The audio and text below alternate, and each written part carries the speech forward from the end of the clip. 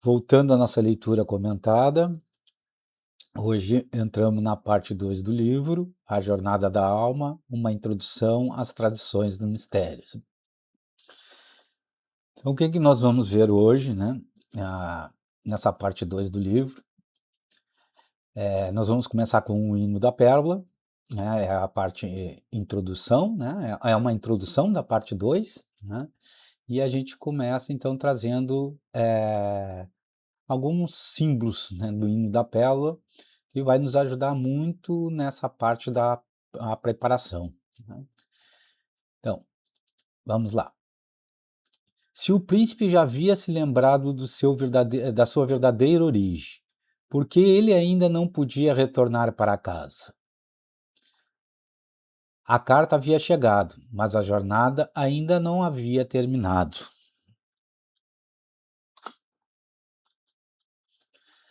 Por que a serpente guarda a pérola? O que representa a luz que permanece escondida dentro dela?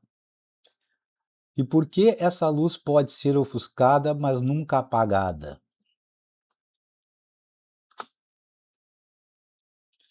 Por que o príncipe precisa se despojar das vestes do Egito?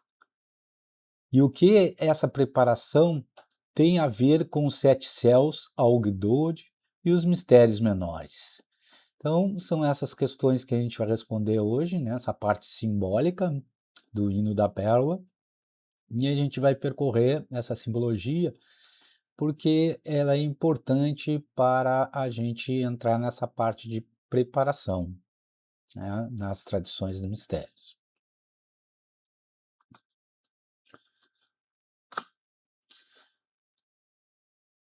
Então, para quem está chegando aqui agora, né, pela primeira vez, esse é um canal chamado a Jornada da Alma, né, um canal aqui no YouTube, que a gente faz uma leitura comentada de um livro, né, um livro que eu estou escrevendo, chamado A Jornada da Alma, uma introdução às tradições dos mistérios. Esse é um canal que a gente utiliza para estudo, é um canal de filosofia e é um canal de acolhimento e de desenvolvimento espiritual. Então vamos entrar na parte 2 do livro agora, né, respondendo aquelas questões daqui da abertura.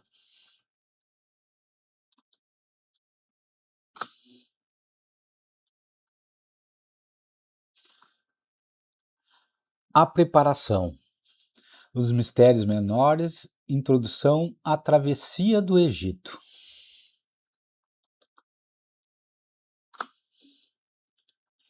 Entre recordar e retomar. Ao final da primeira parte desta obra, acompanhamos a alma até o momento decisivo de sua jornada.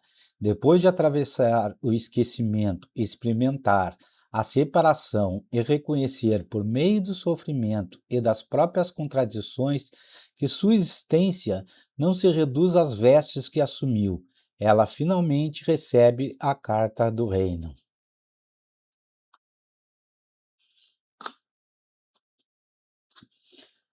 No hino da pérola, essa carta não traz ao príncipe uma identidade nova, nem lhe oferece algo que antes não possuía. Sua força está justamente em fazê-lo recordar. Ao ouvi-la, ele reconhece novamente quem é e de onde veio e qual a missão o conduziu ao Egito.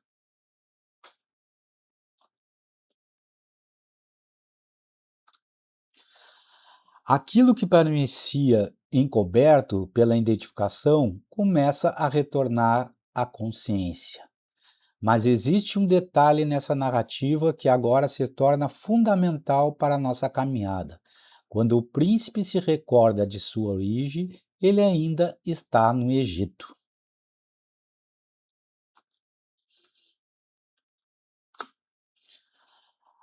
A carta foi recebida, a memória retornou, mas a pérola ainda precisa ser recuperada e o caminho de volta ainda precisa ser percorrido.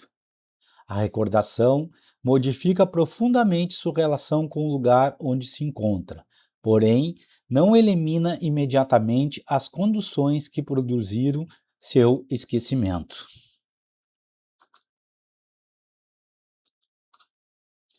Entre recordar e retornar existe, portanto, uma distância. E é justamente nessa distância que começa a segunda parte de nossa jornada da alma. Entre recordar e retornar existe uma distância.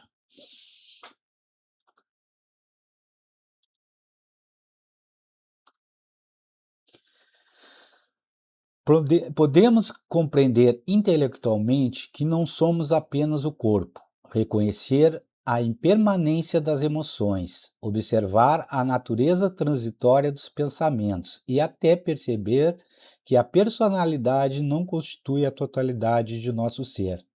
Ainda assim, continuamos sujeitos aos hábitos, desejos, medos, reações e tendências que foram sendo formados ao longo de nossa trajetória.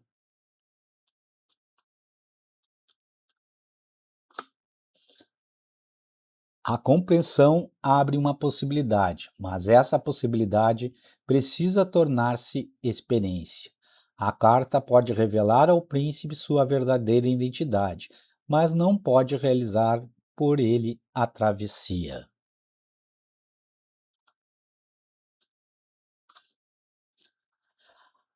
Até agora, procuramos compreender o movimento que levou a alma da unidade à separação, da separação ao esquecimento e, finalmente, do esquecimento à recordação. Agora, nossa pergunta começa a mudar. Então, até aqui, né, a gente está falando, né, da parte do livro 1, né, que a gente fala do chamado, que a gente tratou toda a questão da unidade, né, da emanação ao esquecimento, né, que conta essa jornada do príncipe, né, que ele chegou ao Egito. O Egito é o mundo onde vivemos, né, esse mundo material, né, e que a partir do esquecimento, né, ele recebe a carta do pai, né, enviada pelos pais, né, do seu reino, e que ele precisa, a partir dessa carta, ele começa então a escutar, né, esse chamado, ele reconhece, né, que ele tem uma missão a cumprir, né, e terminando ali essa parte, né, que a gente faz toda essa introdução aos mistérios, então nós agora entramos agora na parte 2, que é a preparação para o retorno do príncipe, né. Então quem, né, está chegando aqui agora no canal, essa tem uma playlist lá, né, com toda essa parte 1 do livro, né, que são 6 vídeos lá, que traz toda essa parte do chamado, né, que explica os mistérios, e são 3 capítulos que tem lá.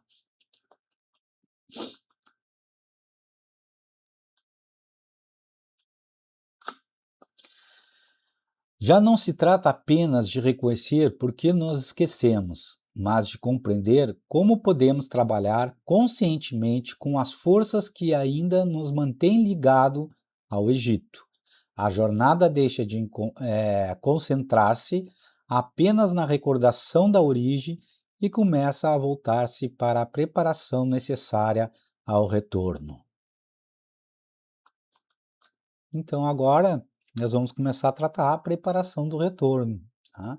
Então todos a parte 1 que a gente contou dos mistérios, né, e a que a gente viu aqui foi essa introdução, né, que não basta eu só receber a carta do pai né, e saber que eu tenho uma origem, né, espiritual, né, que sou um príncipe, e que,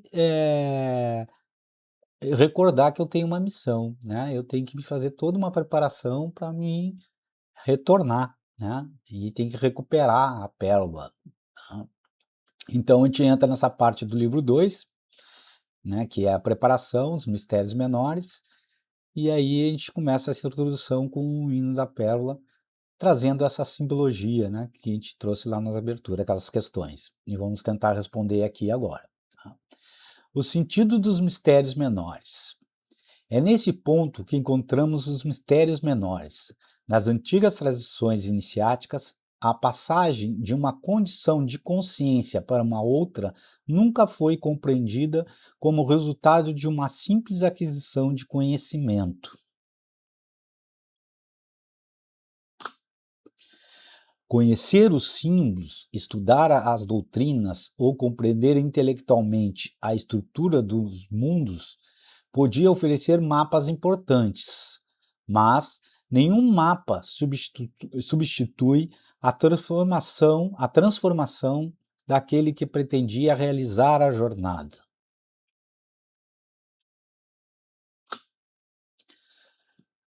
Antes de aproximar-se do discípulo, precisava preparar os próprios veículos através dos quais sua consciência atuava.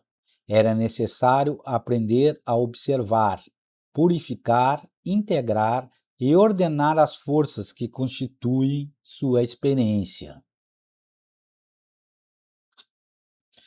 Os mistérios menores pertencem justamente a esse trabalho de preparação. Eles não conduzem imediatamente a alma ao reino da luz, porque antes de qualquer ascensão, existe uma tarefa que precisa ser realizada no próprio campo da experiência humana. Então, né, chegamos no Egito, né, nós temos uma tarefa a ser realizada, né?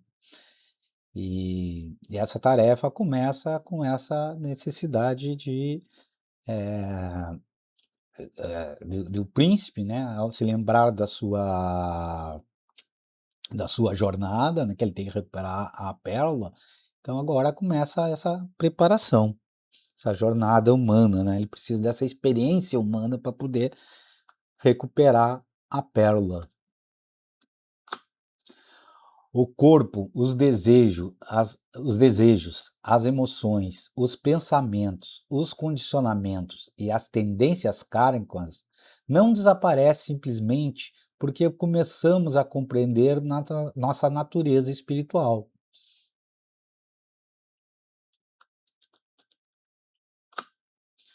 Por essa razão, o caminho não pode consistir em negar esses veículos, mas em compreender sua função e aprender a relacioná-los com uma dimensão mais profunda da consciência. O trabalho de purificação, integração e transformação torna-se, assim, a própria matéria dos mistérios menores. Então, a gente está vendo aqui que existe um trabalho, né, de purificação, integração e transformação, né? A gente viu, né, lá no capítulo 1, né, que os meios que a gente usa, né, para viver a experiência nesse mundo, né, o mundo ílico e o psíquico, né, eles são efêmeros e, por si só, né, ele não pode ser o veículo, né, ou a essência, né, que nos possa nos trazer de volta, né, ao retorno na nossa casa. Ele não é a essência espiritual, né.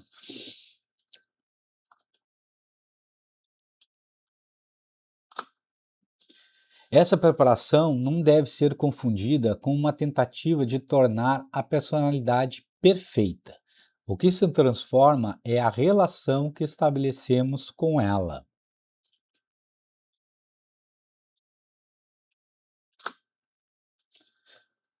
Na primeira parte, vimos que o problema não está em possuir um corpo, experimentar as emoções, formular pensamentos ou construir uma personalidade. O esquecimento começa quando a consciência se identifica completamente com esses veículos e passa a tomá-los pela totalidade de si mesmo.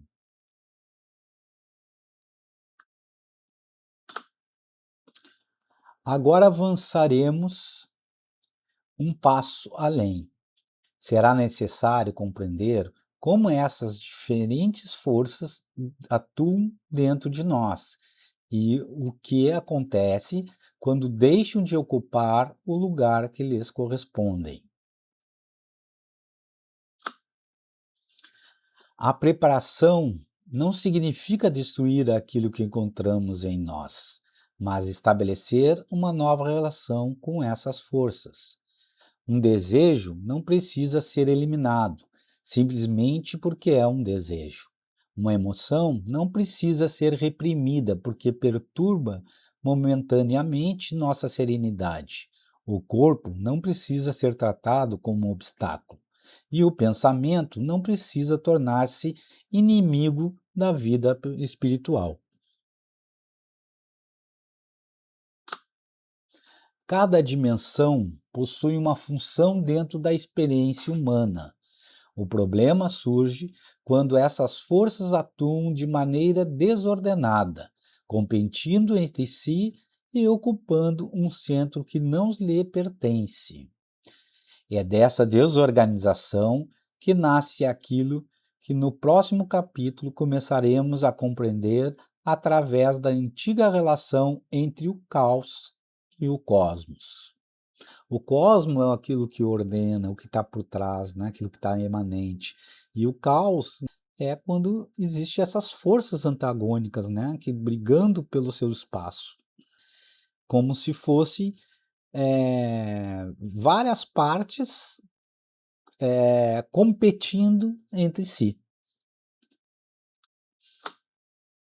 Então entramos aqui num outro tópico, né? O verdadeiro campo da travessia. Por isso, quando falamos em atravessar o Egito, precisamos ter cuidado para não transformar uma imagem simbólica numa geografia exterior. O Egito do hino da Pérola representa muito mais do que um lugar distante do reino. Ele simboliza uma condição da consciência na qual a alma se encontra envolvida pelas forças da experiência e já não reconhece claramente a relação que deveria manter com elas. O retorno, portanto, não começa com uma fuga do mundo, mas com uma mudança de maneira como nos relacionamos com aquilo que encontramos dentro e fora de nós. Que nós estamos chamando essa atenção dessa relação, né? Dessas forças, né, que estão dentro e fora de nós no mundo em que vivemos, esse mundo material.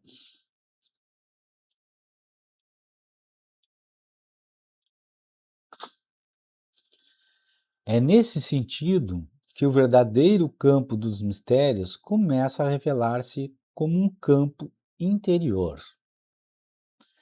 Os antigos arcontes, que nas narrativas gnósticas aparecem como poderes associados aos mundos inferiores, podem ser compreendidos também através das forças que condicionam a consciência.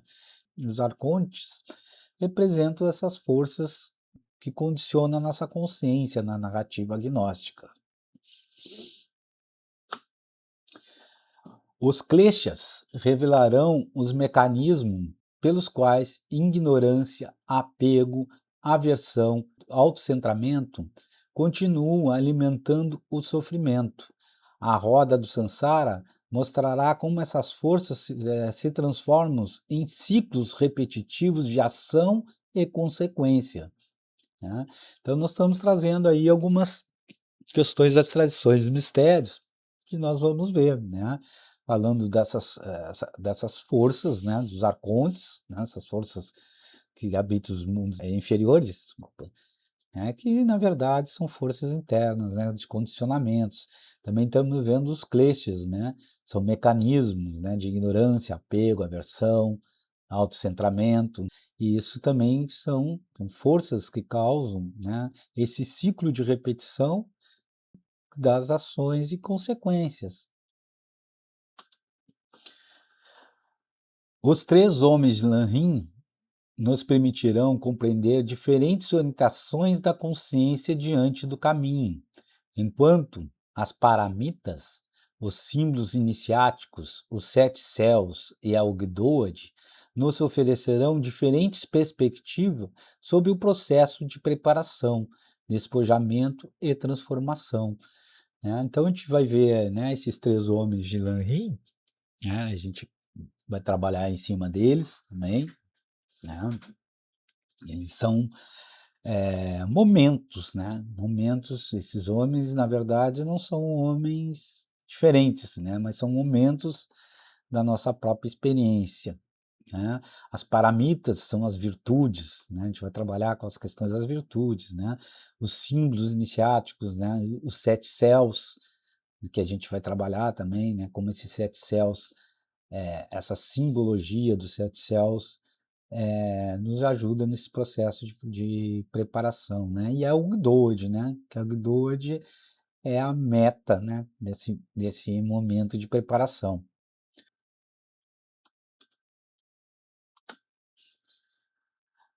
Não estaremos tentando afirmar que as tradições surgidas em épocas e culturas diferentes disseram exatamente a mesma coisa, ou que seus símbolos possam simplesmente ser sobrepostos. Cada um possui a sua linguagem, seu contexto e sua maneira particular de compreender o caminho.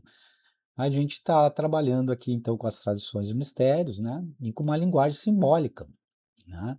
E essas linguagens elas convergem, né, não quer dizer que elas se sobrepõem, né, cada um tem a sua maneira, através da linguagem simbólica, né, de, eh, expressar determinadas realidades. O que nos interessa é observar como essas diferentes tradições identificaram um problema semelhante. A consciência humana encontra-se condicionada por forças que, quando permanecem inconscientemente e desordenadas, conduzem repetidamente às mesmas formas de sofrimento. A travessia não acontece porque acumulamos novas crenças sobre os mundos espirituais, mas porque aquilo que aprendemos começa a modificar nossa maneira de observar, escolher e agir, né. Então a simbologia, né, por si só, se não é experimentada, né, se a gente não traz para a nossa experiência humana, ela não serve de muita coisa, né. A consciência passa a reconhecer as causas que produzem determinados movimentos, percebe como certas tendências se repetem e começa a descobrir que entre um impulso e uma ação existe a possibilidade de uma resposta diferente. Aquilo que antes funcionava de maneira automática começa lentamente a tornar-se consciente. Olhar para dentro, né, e ver esses ciclos de repetições, esses impulsos, né, que faz que a gente entra numa roda, né, num cotidiano, uma tradição que ela tem essa proposta, né, de nos trazer para a consciência esses condicionamentos. Então, seguindo aqui no hino da pérola, né, a serpente e a luz da pérola. A simbologia, né, nos traz uma linguagem muito mais acessível, né, para a nossa intuição. Então, quando a gente trabalha, né, com símbolos, né, ou com mitos, ele fala muito mais diretamente com a alma. Então, a serpente e a luz da pérola. Podemos compreender, então, por que a recordação da origem, embora indispensável, não encerra a jornada. Saber que não somos egípcios não significa que já tenhamos aprendido a deixar o Egito. Então, né, quando a gente recebe a carta, né, é aquele começar a olhar para dentro, né, é reconhecer que nós temos algo para além daquilo que a gente percebe através dos sentidos, né, que nos traz as aflições, né, e as angústias. O príncipe, ainda precisa recuperar a pérola, enfrentar a serpente que a envolve, libertar-se do torpor que o fez esquecer sua missão e preparar-se para o caminho de retorno. A carta não elimina essas etapas, ao contrário, ela é justamente porque ele se recordou que agora pode atravessá-las conscientemente. A pérola não é apenas um tesouro que o príncipe deve conquistar antes de regressar à casa de seus pais. Simbolicamente, ela pode ser compreendida como portadora da luz da sabedoria, aquela luz que procede da origem e que permanece presente mesmo quando a consciência mergulha profundamente no esquecimento. Então, né, essa pérola é aquela sabedoria, né, a sabedoria do príncipe, né, que saiu da sua origem, né. Então é nela que está a sabedoria, e mesmo quando mergulhado no esquecimento.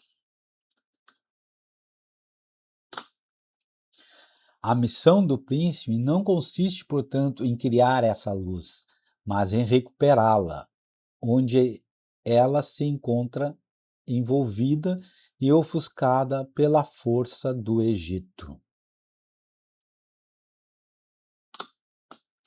A serpente participa diretamente desse símbolo. Ela envolve a pérola e, ao fazê-lo, impede que sua luz seja plenamente reconhecida. Mas é importante perceber a diferença entre ofuscar a luz e extingui-la.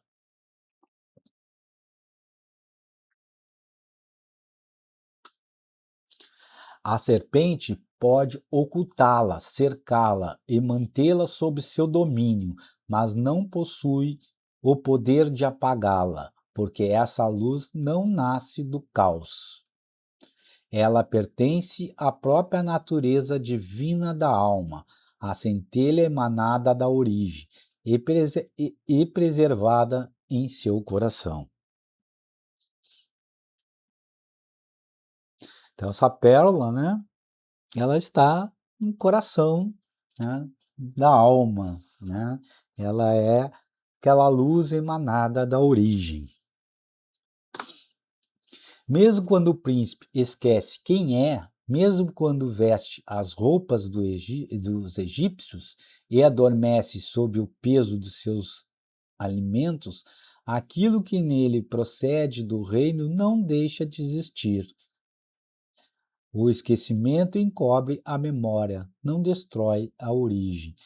Então a pérola representa essa sabedoria, né? Essa origem do príncipe.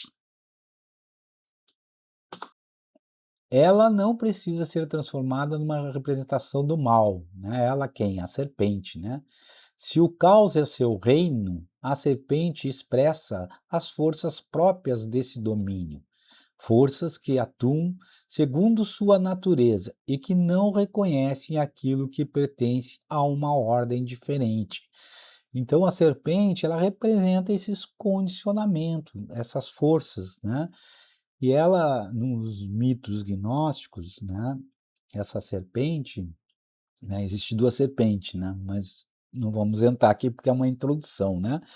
Mas essa serpente, né, que ela representa, né, essa esse domínio sobre os mundos inferiores, né, ela é ignorante da luz, né, ela não faz isso por mal, né, é que a serpente ela sempre olha para baixo, então ela só enxerga, né, a sombra que ela produz, né, então ela como não tem essa capacidade de olhar, né, um mundo emanado, né, porque ela é o mundo, né, da da emanação, né, ela é uma cópia do pleroma, ou seja, o mundo inferior é uma cópia imperfeita do mundo superior, né, ela não e ela só olha para baixo, né, então ela só enxerga, né, ela ela é do reino dessas sombras, né? E a pérola que está envolvida por esses condicionamentos, que ela representa esses condicionamentos, ela, ela só, a luz dessa pérola não pode ser ofuscada pela serpente, porque a serpente não sabe o que é aquela luz, né? Para ela, essa luz é algo inexistente, né? Assim, é algo não reconhecível, mas ela ofusca, né? Ela é como se ela criasse um véu, né? Então ela, pela sua seu domínio do caos, ela cria esse véu que ofusca, né? Essa luz, essa sabedoria, né? Da origem, né? Do príncipe. Então, quando ele recebe a carta do Egito, ele começa a se voltar, né? Ele começa a se voltar né? Para que como se existisse um mundo para além desse mundo material, né? Um mundo espiritual, né? Um mundo, né, que ele tem essa nostalgia, né, que nós falamos lá no capítulo, na parte 1 do livro. Mas só essa lembrança, né, esse começar a olhar, né,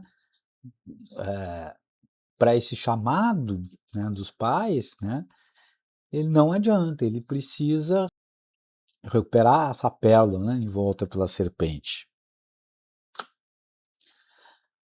Assim como a escuridão não combate conscientemente a luz, mas simplesmente existe onde a luz não é percebida. A serpente não precisa odiar a pérola para envolvê-la. Ela não conhece a luz que guarda. O caos não precisa ser visto como uma potência maligna, oposta à divindade, mas como uma condição na qual as forças ainda não reconhecem uma ordem capaz de integrá-las. Aqui é só uma introdução, mas o primeiro capítulo vai tratar dessa questão do caos, né, e do cosmos. Então nós vamos ver isso um pouco mais profundamente. Quando não existe um centro consciente, cada força atua segundo a sua própria natureza, seus impulsos e suas tendências.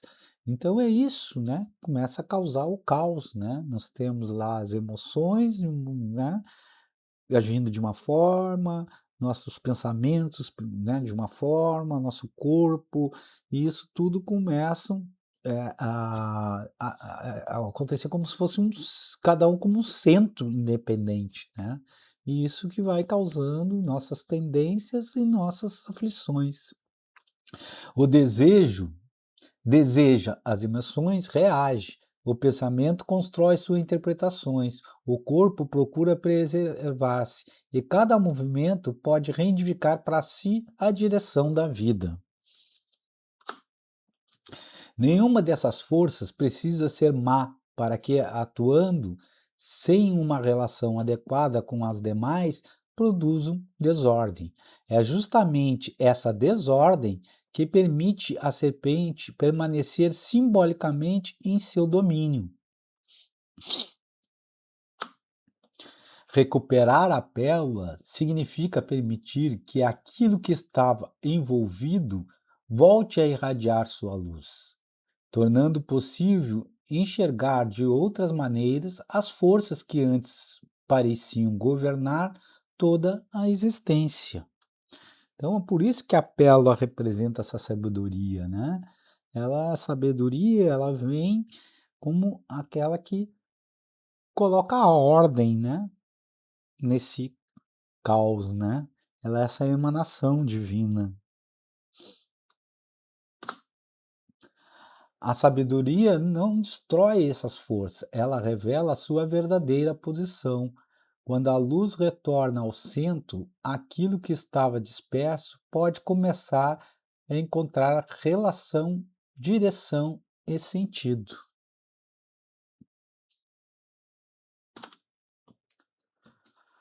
Então vamos mais. A gente tratou então agora essa simbologia, né, da serpente e da luz, né? Serpente representando, né, essas que governa, né? as forças do caos, pela falta, né, de reconhecer uma luz, um centro, né, então ela não é a má por natureza, mas ela tem um papel, né, fundamental, né, em toda, né, a mente divina, né. Então a gente viu também a Pela como essa sabedoria, né, que ela traz, né, essa centralidade, essa organização. Então é esse convite, né, olhar para dentro e ver como a gente reage, né, ao mundo exterior, né, então de dentro para fora, né, quem está querendo comandar quê aí, né? Então entramos nessa outra parte que fala do despojamento das vestes. A aproximação da serpente, entretanto, exige algo mais profundo do que a coragem. O príncipe que deseja recuperar a pérola não pode permanecer inteiramente revestido daquilo que o tornou semelhante aos habitantes do Egito. Enquanto suas vestes continuarem representando as identificações, os condicionamentos e os veículos que o prende àquele domínio, ele ainda participa, em alguma medida, da ordem sobre a qual a serpente exerce seu poder. A travessia dos mistérios menores pode ser compreendida, nesse sentido, como um progressivo despojamento. Não se trata de negar a experiência vivida, mas de retirar dela aquilo que a consciência tomou equivocadamente como sua própria identidade, né. Então, o príncipe, ao chegar ao Egito, né, ele veste as vestes do Egito, né, e para ele então né, poder retomar essa pérola, né, da serpente, ele tem que se despojar, né, dessas vestes, né. Então a preparação tem muito a ver, né, que a gente vai ver agora, com esse despojamento das vestes, né, do Egito. É nesse processo que os sete céus começam a adquirir um significado particularmente importante. A passagem por eles pode ser compreendida dentro da leitura iniciática que desenvolveremos como etapas nas quais aquilo que mantém a consciência vinculada aos mundos inferiores precisa ser reconhecido e progressivamente deixado. É o despojamento, né? Ou o desapego, né? Não precisamos imaginar uma correspondência mecânica entre cada céu e uma determinada veste, mas compreender o princípio que o símbolo nos oferece. Só um momento, uma coceira. Não se atravessa verdadeiramente um limiar enquanto permanecemos presos àquilo que pertence ao domínio que pretendemos ultrapassar, né. Então, para que a gente ultrapasse o domínio, né, de certos condicionamentos, nós temos que ir nos despojando, né, dessas vestes. Então, eh, esses limiares, né, não é que cada céu, né, é um lugar, né, mas isso acontece meio junto, né, mas ele tem um significado simbólico de despojamento, para a gente mudar de limiar de consciência, né.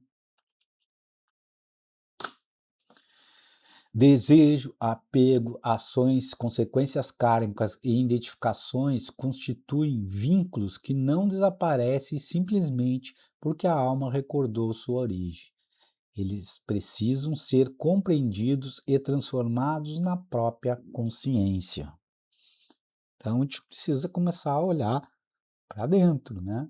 Para entender todos esses essas forças, né, que nos levam aos condicionamentos e às aflições. É também nesse percurso que as paramitas e os demais símbolos de preparação iniciática encontram seu lugar. Elas não aparecem somente depois da travessia, como se fossem recompensas conquistadas ao final do caminho. Participam da própria preparação. O despojamento não acontece por rejeição ou violência contra si mesmos, mas pela transformação da relação que mantemos com aquilo que nos prende. A cada etapa, algo que parecia indispensável à nossa identidade pode revelar-se apenas como uma veste que utilizamos durante determinada condição da jornada.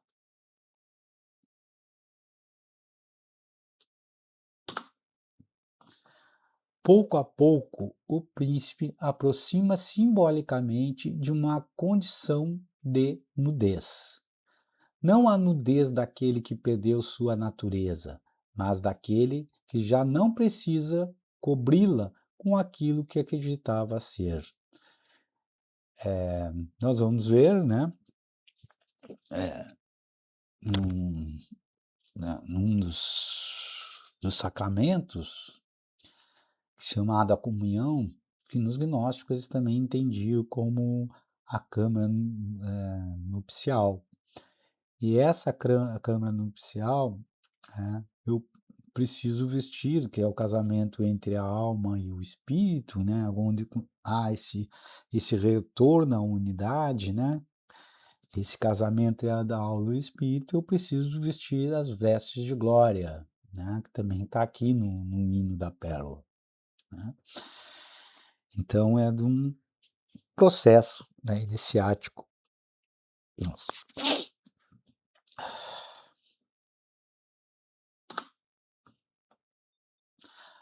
As vestes do Egito tiveram sua função, permitiram-lhe entrar naquele mundo, viver suas experiências e realizar aquilo que precisava ser realizado. O problema começou quando ele esqueceu que eram vestes e passou a confundi-las consigo mesmo.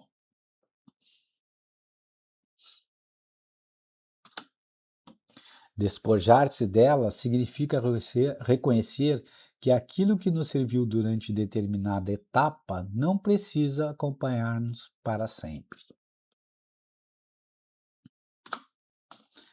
Essa imagem torna-se ainda mais profunda quando recordamos que o príncipe não permanecerá desnudo. No caminho de retorno existe outra veste, a veste gloriosa, relacionada à sua verdadeira origem.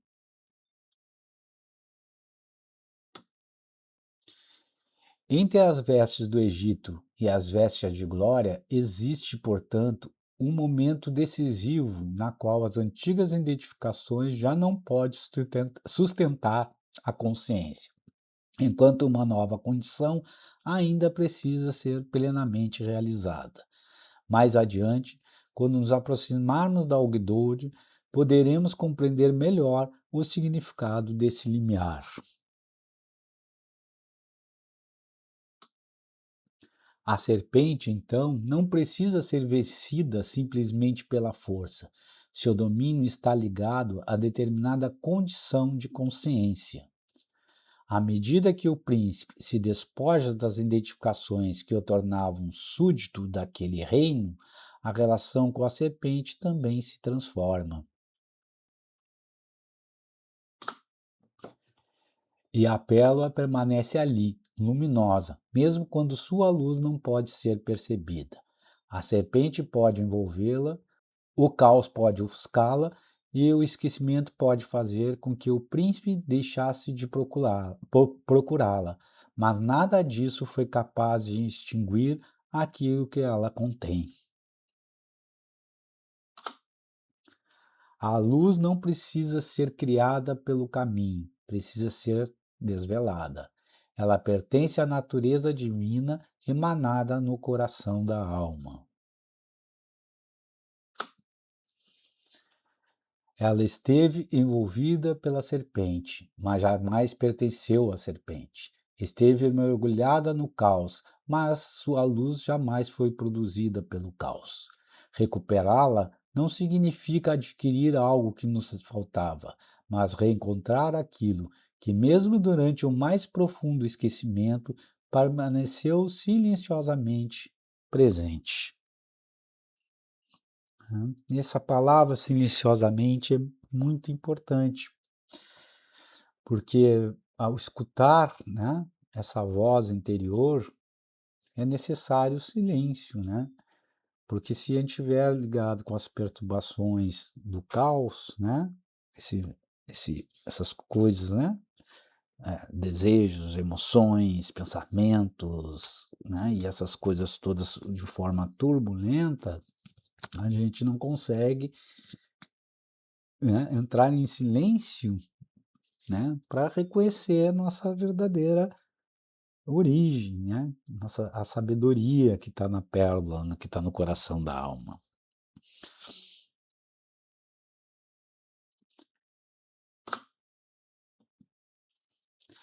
Da recordação à preparação. A recordação cria uma direção, mas a preparação transforma essa direção em caminho. A mesma dinâmica pode ser reconhecida em nossa jornada. É nesse processo que começamos a compreender o funcionamento do karma, as causas do sofrimento, os mecanismos do samsara, os kleshas, os condicionamentos que mantêm determinados padrões em movimento. Também começamos a descobrir as disciplinas que permitem trabalhar com essas forças sem reprimi-las e sem permanecer submetido a elas.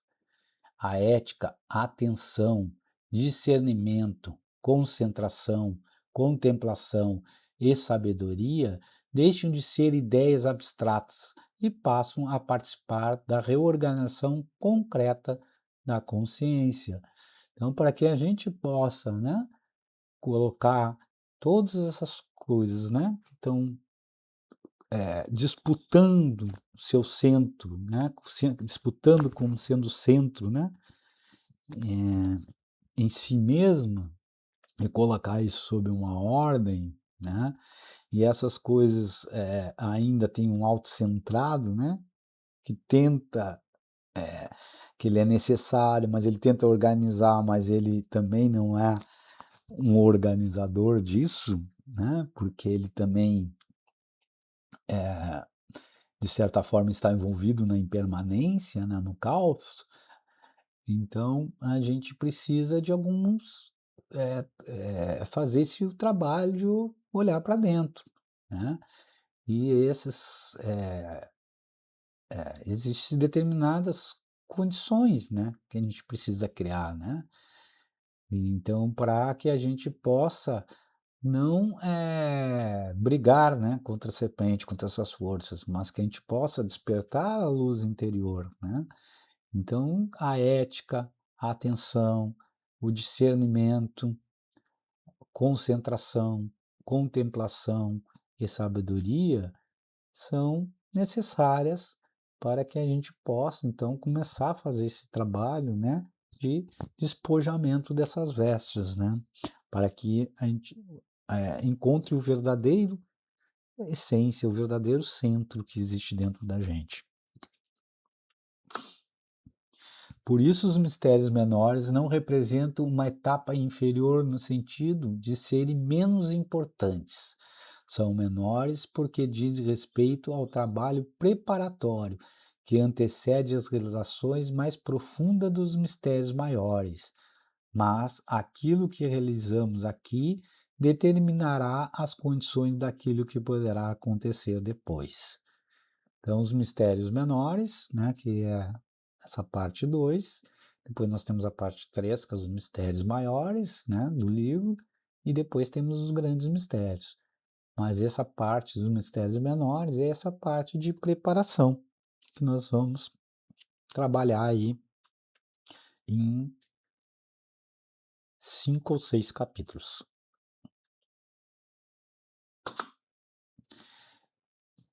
Não se constrói um templo apenas contemplando sua cúpula, é necessário preparar suas bases, reconhecer suas forças, estabelecer uma estrutura capaz de sustentar aquilo que um dia poderá manifestar-se através dela.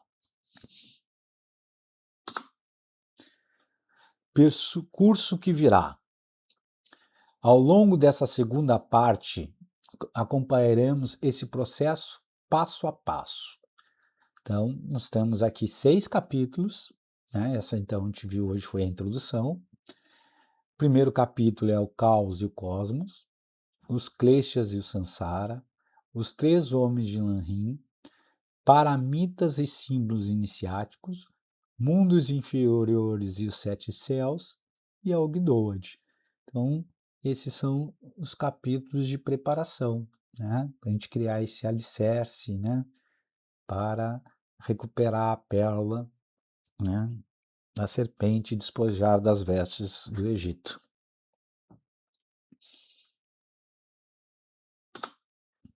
A partir daqui, portanto, nossa jornada muda de movimento. Na primeira parte, né, parte 1 do livro, procuramos compreender como a alma pode esquecer sua origem e como, em meio à experiência, a memória dessa origem começou novamente a manifestar-se. Primeira parte, chamado Tradições dos Mistérios. Agora acompanharemos aquilo que acontece depois que a carta é recebida. O príncipe ergue os olhos, reconhece novamente sua missão e percebe que o Egito continua diante dele, mas já não o contempla da mesma maneira. A carta trouxe a recordação, diante dele permanece a travessia.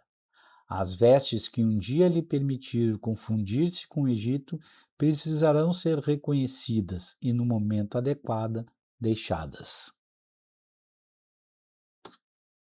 A serpente ainda envolve a pérola, mas já não guarda apenas um tesouro esquecido, guarda uma luz que começa novamente a ser procurada.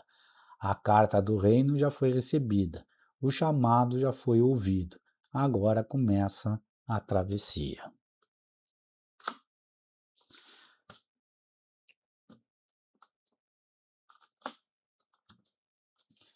Então, essa é a parte da introdução, né, é a introdução da parte 2 do livro, né, a preparação, os mistérios menores, e a gente tinha que iniciar com esse mito, né?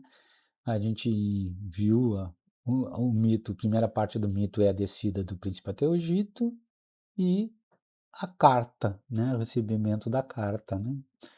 E agora nós entramos para a segunda parte do mito, né, que começa o retorno, né, a preparação, né, do retorno do príncipe, né, que precisa recuperar a pérola e retornar à casa do pai, né, seu reino. Então é essa proposta que nós estamos aqui nessa parte 2, convidamos todos a participar junto, né, e que também compartilhem, né, com pessoas que vocês conheçam, né, que possam se identificar com esse tipo de sabedoria, de conhecimento, que a gente possa estar aqui junto, né, percorrendo essa jornada de alma. Então, esse foi o vídeo de hoje. Até o próximo encontro. Fiquem todos com Deus.